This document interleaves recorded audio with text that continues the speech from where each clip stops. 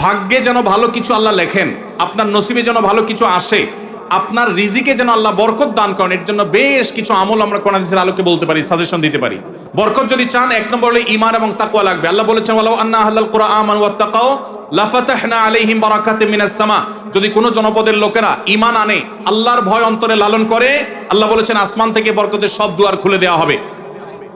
এজন্য ভাই, ঈমান যদি থাকে, তাকওয়া যদি থাকে, গুনাহমুক্ত জীবন গড়ার সংকল্প যদি থাকে, বরকত আসবে জীবনে। নাম্বার 2, ইস্তেগফার বেশি বেশি করলে। আল্লাহ বলেছেন সূরা নূহের মধ্যে, যদি কেউ ইস্তেগফার করে, নূহ আলাইহিস সালাম তার জাতিকে বলেছেন ফাকুলতু আস্তাগফিরু রাব্বাকুম ইন্নাহু কানা গাফফারা ইউরসিলিস সামাআ আলাইকুম মিদরারা ওয়া ইউমদিদুকুম বিআমওয়ালিন ওয়া বানিন ওয়া ইয়াজআল লাকুম জান্নাতিন ওয়া ইয়াজআল লাকুম আনহারা। আল্লাহ নবী নূহ আলাইহিস সালাম বলেছেন, আমি আমার জাতিকে বলেছি তোমরা আল্লাহর কাছে ইস্তেগফার করো, ক্ষমা প্রার্থনা করো। বেশি বেশি ইস্তেগফার করলে আল্লাহ তাআলা রিজিকের মধ্যে বারাকা দিবেন, অভাব দূর করবেন, সম্পদে এবং সন্তানে আল্লাহ তাআলা বরকত দান করবেন। তাহলে 2 নম্বর আমল হলো ইস্তেগফার করা, রিজিকে বরকত হবে ইনশাআল্লাহ। নাম্বার 3, শুকর আদায় করা। আল্লাহ বলেছেন লা ইন শাকারতুম লা আযীদান্নাকুম। আপনি কোনো কিছু পেয়েছেন, আলহামদুলিল্লাহ বলেন, যা পাইছেন শুকর আদায় করেন, আল্লাহ নিয়ামত বাড়ায় দিবেন। নাম্বার 4, দান সাদাকা করা। আল্লাহ তাআলা বলেছেন ইয়ামহাকুল্লাহুর রিবা ওয়া ইউরবিস সাদাকাত। আল্লাহ সুদকে ধ্বংস করবেন, তবে সাদকা এবং দান এটাকে আল্লাহ তাআলা বাড়িয়ে দিবেন। এই জন্য কেউ যদি দান করে, আল্লাহ তাআলা তাকে কি দেন? বরকত দান করেন তার রিজিকে। তারপরে 5 নম্বর হলো আত্মীয়তার সম্পর্ক রক্ষা করা। নবীজি সাল্লাল্লাহু আলাইহি ওয়াসাল্লাম বলেছেন মান সাররাহু আন ইউবসাতা লাহু ফি রিজকিহি আও ইউনসালাহু ফি আথারিহি ফালিয়াসিল রাহিমা। যে ব্যক্তি চায় তার আত্মীয়তার সম্পর্কে, যে ব্যক্তি চায় তার হায়াতে বরকত হোক, তার রিজিকে বরকত হোক, সে যেন আত্মীয়তার সম্পর্কের সাথে সম্পর্ক ভালো রাখে, আত্মীয়দের সাথে, অর্থাৎ রক্ত সম্পর্কে আত্মীয়দের সাথে যেন সম্পর্ক কানেক্টেড রাখে, বিচ্ছিন্ন না করে, তাহলে তার রিজিকে এবং হায়াতে বরকত হবে। সর্বশেষ আরেকটা আমল বলতে চাই, সেটা হলো খাবারের ক্ষেত্রে একত্রিত হয়ে বসে খাবার খাওয়া। এই সুন্নাত আমাদের সমাজ থেকে বিদায় হয়ে গেছে, আমরা অনেকে জানি না। আবু দাউদের একটা হাদিস বর্ণিত হয়েছে, নবীজি সাল্লাল্লাহু আলাইহি সাল্লামের কাছে এক ব্যক্তি বললেন, হে আল্লাহর রাসূল, আমরা খাই কিন্তু অনেক খাওয়ার পরেও পরিতৃপ্ত হই না, পেট ভরে না, খাবারের চাহিদা পরিপূর্ণ মিটে না, কারণটা কি? নবীজি সাল্লাল্লাহু আলাইহি সাল্লাম বলেছেন তোমরা সম্ভবত আলাদা আলাদা প্লেটে খাও, আলাদা আলাদা সিঙ্গেল খাও। তখন নবীজি সাল্লাল্লাহু আলাইহি সাল্লাম বলেছেন তোমরা সবাই একসাথে খানা খাবে, আল্লাহ তাআলা তোমাদের খাবারে বরকত দান করবেন। একসাথে খানা খাবে এবং বিসমিল্লাহ বলে খাবে, এই দুইটা কাজ করলে আল্লাহ তাআলা তোমাদের খাবারে বরকত দান করবেন। এজন্য ভাইরা, বাসা বাড়িতে এক প্লেটে স্বামী স্ত্রী দুজন আছেন, এক প্লেটে খাবেন। বাচ্চাদেরকে নিয়ে বড় প্লেট নিয়ে খানা খাবেন, এটা সুন্নাত। নবীজি সাল্লাল্লাহু আলাইহি ওয়াসাল্লাম উৎসাহ দিয়েছেন, কিন্তু আমাদের সমাজ থেকে এটা এখন হারিয়ে গেছে, নাই বললে চলে। আমরা সবাই যার যার মতো খানা খাই। এজন্য এই কাজটাও আমাদের আমলে, আমাদের রিজিকে, আমাদের হায়াতে বরকত এনে দিবে ইনশাআল্লাহ। মসজিদের রেগুলার ইমাম সাহেব থাকা সত্ত্বেও তারাবির জন্য অন্য কোনো ইমাম আনা জায়েজ আছে কিনা? আনা যাবে, কোনো অসুবিধা নাই। এই প্রশ্ন সব বোধহয় ইমাম সাহেবরা বাউ করে দিচ্ছে, সব তাদের স্বার্থের প্রশ্ন। ইমাম সাহেবরা দেয় নাই? তাহলে মুক্তাদের ইমাম সাহেবকে মহব্বত করেন, টাকা দিবেন না, কিন্তু ইমাম সাহেবের পক্ষে প্রশ্ন করবেন। মাশাআল্লাহ, এটা কেমন মহব্বত হইল? যাই হোক ভাই, ইমাম সাহেব যদি ভালো হাফেজ না হন, তেলাওয়াতের সৌন্দর্য আহামরি না থাকে, বাহির থেকে হাফেজ নিয়ে আসলে কোনো অসুবিধা নেই। এটা কোনো কথা না যে ইমাম সাহেবের পিছনেই নামাজ পড়া জরুরি। তবে হ্যাঁ, কোনো যৌক্তিক কারণ ছাড়া অনেক এলাকাতে আছে কমিটির সাথে ইমাম সাহেবের ভালো সম্পর্ক নাই, শত্রুতা করে এখন বাইরে থেকে লোক হায়ার করে আনে। এটা অন্যায় কথা, এটা জুলুম। যার পিছনে নামাজ পড়বেন তার প্রতি আপনার যদি এতটুকু শ্রদ্ধাবোধ না থাকে, তাহলে অবশ্যই সেটা অনুচিত কাজ, সেটা গর্হিত কাজ। এজন্য এটা করা জায়েজ হবে না। সুদে টাকা লাগায় এমন ব্যক্তি সমাজে বিচার করে, তার বিধান কি?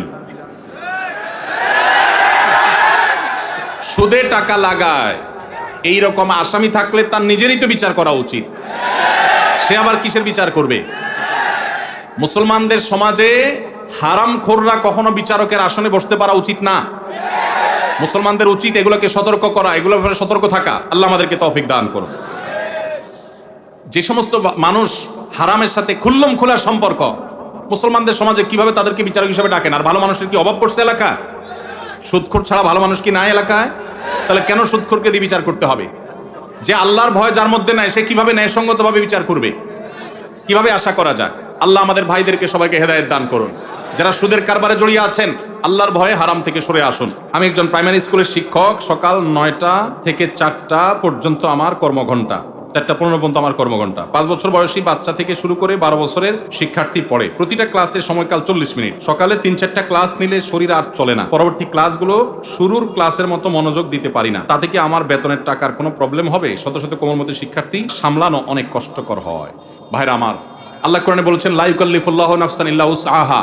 সাধ্যের বাইরে কোনো কিছু করতে আল্লাহ আমাদেরকে বাধ্য করেন নাই। এজন্য আমাদের উচিত হবে যে আমরা যারা চাকরি করব, যতক্ষণ সাধ্য থাকে ততক্ষণ আমরা মনোযোগ দিয়ে কাজ করব। আমার এনার্জি আর কুলাচ্ছে না। আগে প্রথম আইসা যেরকম করতে পারছি সকালের দিকে, দুপুরের পরে শরীরে এনার্জি একটু কমে যাবে, এটা স্বাভাবিক। এর কারণে ইনশাল্লাহ আপনি আল্লাহর কাছে পাকড়াও শিকার হবেন না। যদি আপনি ইচ্ছাকৃত গাফিলতি করেন, মোবাইল টিপাটিপি করে সময় নষ্ট করেন, বাচ্চাদের ক্লাসে দেরিতে যান, তাহলে সেজন্য আল্লাহর কাছে জব দিয়ে করা লাগবে। কিন্তু আপনার এনার্জি কমে গেছে, প্রথম ক্লাসের মতো মনোযোগ আর ধরে রাখতে পারছেন না, এর কারণে আপনি গুনাহগার হবেন না।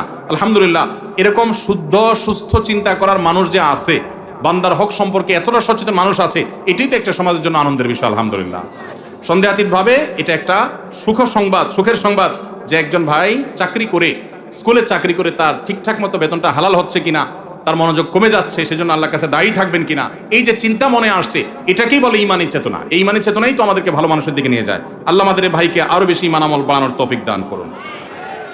সর্বশেষ প্রশ্ন, আইডি কার্ড ও পাসপোর্ট বানানোর কাজ করা হালাল নাকি হারাম? আইডি কার্ড বা পাসপোর্টের কাজ, অর্থাৎ কারোর আইডি কার্ড পাসপোর্ট লাগবে, সেটার জন্য কাগজপত্র রেডি করলেন, অনলাইনে ফর্ম ফিল আপ করে দিলেন, এসব কাজ টাজ করে আপনি ফি নিলেন, এটা জায়েজ আছে। কিন্তু আপনি আইডি কার্ড এবং পাসপোর্ট অবৈধ উপায়ে যেটা পাওয়ার কথা না সেটা পাওয়াই দিবেন, যেটা 10 দিনে পাওয়ার কথা সেটা 5 দিনে পাওয়াই দিবেন, এই রকম করে যদি আপনি অফিসারদের সাথে তলে তলে লিঙ্ক করে ঘুষের লাইন করে আর ক্লায়েন্টের কাছ থেকে টাকা নেন, তাহলে সেই উপার্জন আপনার হারাম। কথা কি বুঝাতে পারছি?